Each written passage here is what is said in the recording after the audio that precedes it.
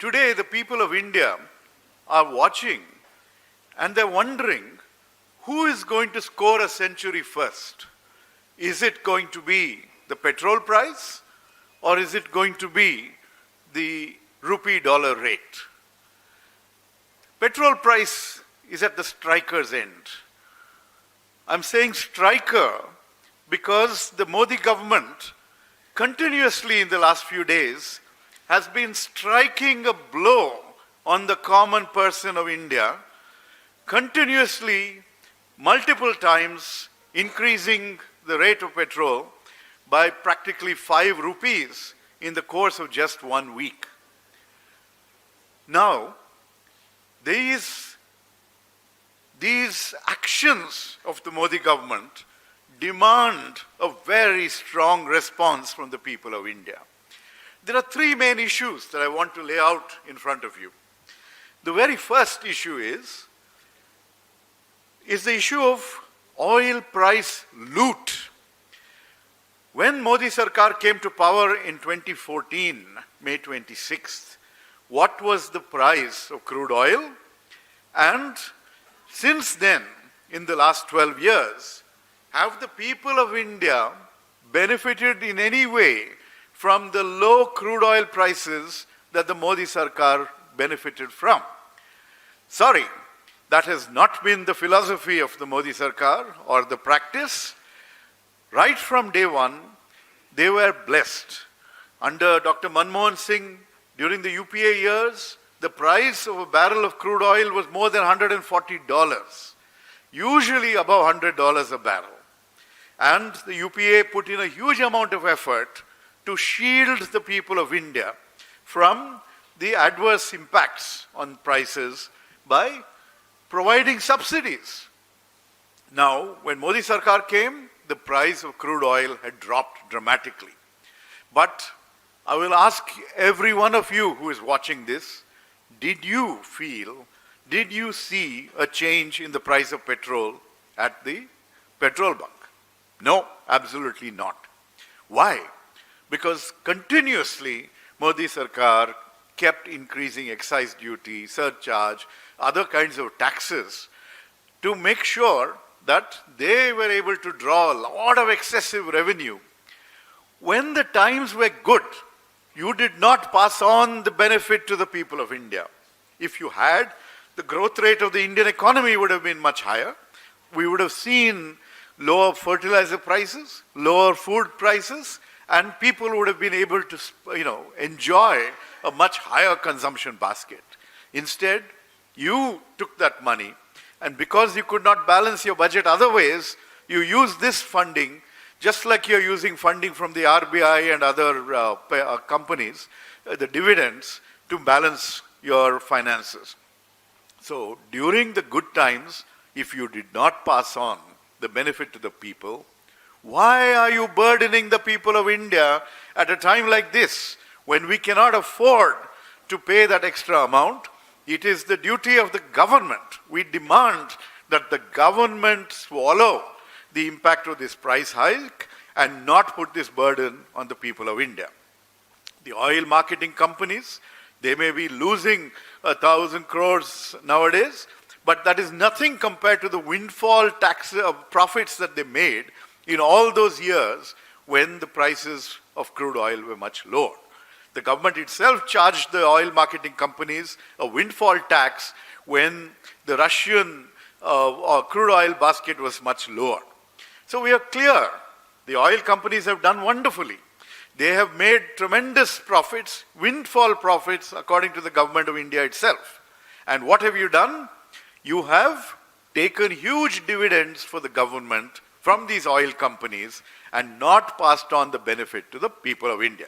That is the issue number one, oil price loot. The second is all that talk about Atmanirbharta. You kept telling us that we are diversifying our sources of oil, we're going to produce more, we're going to become Atmanirbhar. The reality is the exact opposite.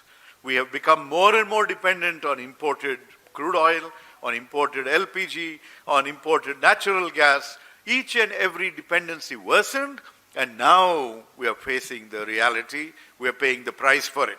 And now at this time, you are basically saying, we cannot help it, you cut down, do austerity measures. And when you say austerity measures, your party, Modi ji, is making a mockery of austerity measures. The Rajasthan Deputy Chief Minister will go by train and all her cars will reach her at the other end. What austerity is that? Do people take public transport? I take public transport. I can show you my metro card regularly to go to my constituency in Bengaluru.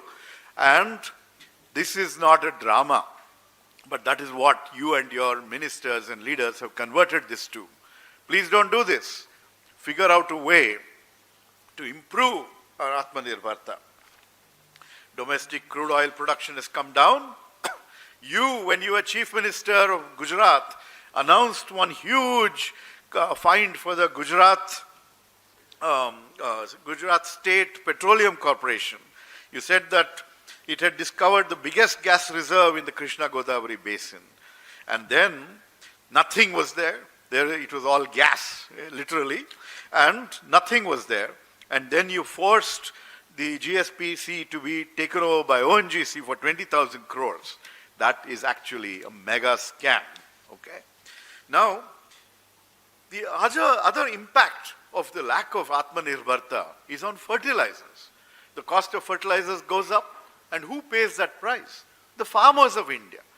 The Kisans of India are paying the price for your inability to diversify and improve domestic production. The third issue is dhokebaz, deception. What has the Prime Minister been telling us? What did the Petroleum Minister tell us a few days ago? He said, we have adequate supplies, there is nothing to worry about. If there are adequate supplies, then why is the price being increased? If there are adequate supplies, what are we concerned about? And instead, the Prime Minister also, prior to the state elections, you did not see one word of the impending crisis. You did not see an increase in the prices of petroleum and other products. But the moment the election finished, essentially you found that the government is increasing the prices. Before the election, one rosy picture to the people. Immediately after the election, once the voting is done, dhokebaz, striking at the people and at their pocketbook, at their wallets. Why did the Prime Minister not inform the citizens of India about the true reality before the elections? Because this situation, the West Asia crisis, all of this was very much going on before the election results came, before the voting took place. And when you think about how other countries have dealt with this issue, they are making sure that they are bearing the costs. They're not putting so much of a burden on their citizens. But our government does not care. You've done the voting, that is enough.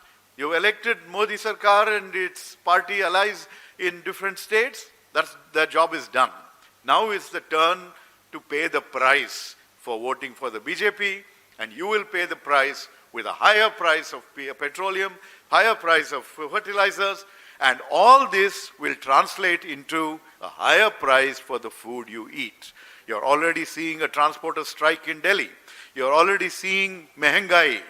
Mehengai man, Modi, is ensuring that you will be able to eat much less. You will find that every restaurant that you want to go to have hiked their prices because the price of the gas that they use has gone up. All this is something that the government should have been taking care of. They are passing on the burden to the citizens. This is something that we are not going to stand for. We demand that the government eats up this price hike because during the good times, they made extra normal profits, supernormal profits. I have 3 questions for the Modi Sarkar. Why did you not pass on the benefits of the oil price fall from 2014 onwards to Indian consumers? You let the government firms and even the private sector firms in this sector corner huge profits. And now you have a moral and economic obligation to control the inflation rather than to contribute it contribute to it by hiking prices. Why are you doing this? Then, why did we not diversify our supplies? You kept saying that we are improving our, our local production, including your tall claims of gas in the Krishna Godavari basin. Unfortunately, what you have shown us is not Atmanirbharta. You have shown us a lack of spine. You have shown us that India's sovereignty, you have compromised that, and you dance to the tune of President Trump. He says, you can't take anything from Iran. We stop doing anything, taking any oil from Iran. When he says, you cannot, we will let you take some oil from Russia, you say thank you, and then you petition him for permission to take some more. What happened to our sovereignty as a nation? What happened to your ability to talk to your friend and tell him to mind his own business and that India will do its own thing? And why, the third question, have you been continuously deceiving the public of India, the people of India, by telling them that things are rosy, but in reality, the moment they have voted, you are stabbing them in the back by increasing prices? Why are you, what else are you doing to take care of the inflationary impacts that we're going to see and the real impact of price hike, the slowing down of the economy? These are all your fault, Prime Minister Modi. Do something about it and fix the problem now.